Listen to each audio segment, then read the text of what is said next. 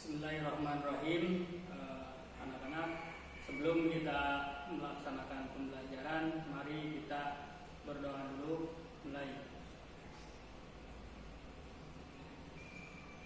Nah, anak-anak, kita mulai pembelajaran dalam rangka pembelajaran tentang kewarganegaraan, yaitu adanya sistem demokrasi di Indonesia.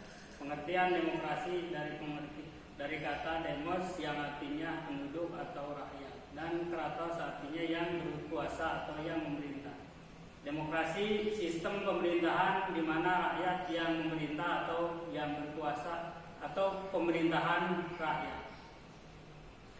Nah, selanjutnya kita akan mengetahui tentang ciri-cirinya sistem pemerintahan demokrasi, yaitu adanya lembaga perwakilan rakyat, yang kedua adanya kebebasan bagi warga negara, yang ketiga adanya perlindungan hak warga negara, yang keempat adanya pemilu yang bebas, yang kelima adanya peradilan yang merdeka, yang terakhir partisipasi masyarakat dalam kehidupan berbangsa dan negara.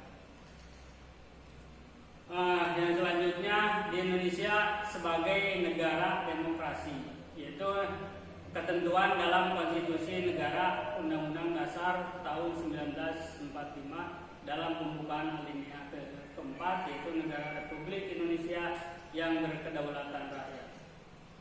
Yang kedua, pasal 1 ayat 2, kedaulatan berada di tangan rakyat dan dilaksanakan menurut undang-undang.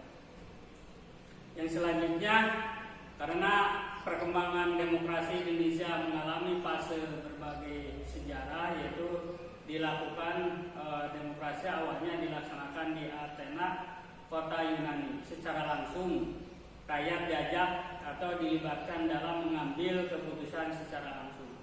Hal ini terjadi karena jumlah penduduk masih sedikit, kota Athena masih kecil, dan masalah belum begitu banyak. Dalam perkembangan demokrasi dilaksanakan secara tidak langsung atau perwakilan, artinya rakyat tidak dilibatkan secara langsung dalam mengambil keputusan, tetapi keputusan diambil oleh para wakil rakyat. Demokrasi ini disebut demokrasi tidak langsung atau perwakilan. Hal ini terjadi karena jumlah penduduk banyak, maka kota berkembang pesat, maka masalah sangat kompleks. Nah, selanjutnya anak-anak, karena berbagai macam-macam demokrasi di dunia, maka di Indonesia mengalami perkembangan, yaitu perkembangan demokrasi. Diantaranya adalah adanya demokrasi liberal, yang kedua demokrasi sosialis, yang ketiga demokrasi terpimpin, yang terakhir demokrasi Pancasila. Yang selanjutnya, pengertian daripada demokrasi liberal adalah demokrasi yang berdasarkan paham kebebasan. Dalam demokrasi liberal, keputusan ada pada kelompok mayoritas ataupun terbesar. Dalam demokrasi ini, kepentingan individu yang diutamakan. Itu pengertian demokrasi liberal. Yang kedua adalah demokrasi sosialis. Ini berdasarkan paham sosial ataupun paham komunis, yaitu paham yang tidak menghargai hak-hak individu.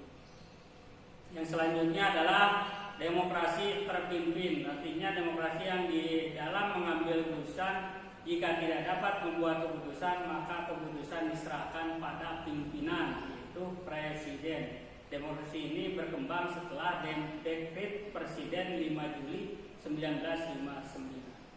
Nah, selanjutnya anak-anak, kita melihat sistem demokrasi yang dilandasi oleh Pancasila, yaitu yang dijalankan pada saat ini, yaitu adanya demokrasi. Pancasila asasnya adalah musyawarah mufakat.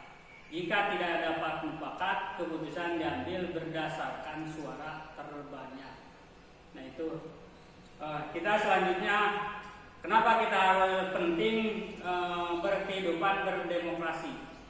Yang ke satu, harus menghargai pendapat orang lain, itu pentingnya demokrasi. Yang kedua, mengambil keputusan secara bersama-sama.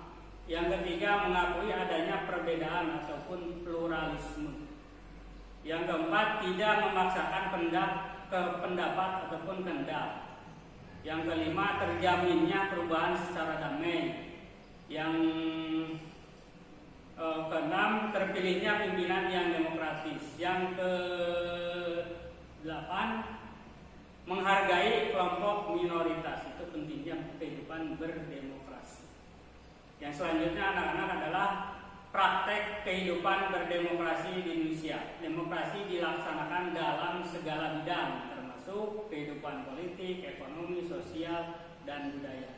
Dalam bidang kehidupan politik, yaitu proses pembuatan undang-undang, yaitu di lembaga DPR RI. Kegiatan pemilihan yaitu setiap 5 tahun sekali, bahwa di Indonesia melakukan pemilihan, yaitu pemilihan presiden, pemilihan kepala daerah, dan pemilihan anggota DPR, DPRD, dan DPD RI. Nah, itu mungkin anak-anak tentang pengertian demokrasi dan pelaksanaan kehidupan demokrasi di Indonesia yang kita ketahui sampai hari ini tetap demokrasi menjadi sistem pemerintahan yang modern dan juga diakui oleh seluruh dunia. Itu saja anak-anak dari Bapak, mungkin ada kekurangan dan ada kehilapan, mohon maaf. Terima kasih. Assalamualaikum warahmatullahi wabarakatuh.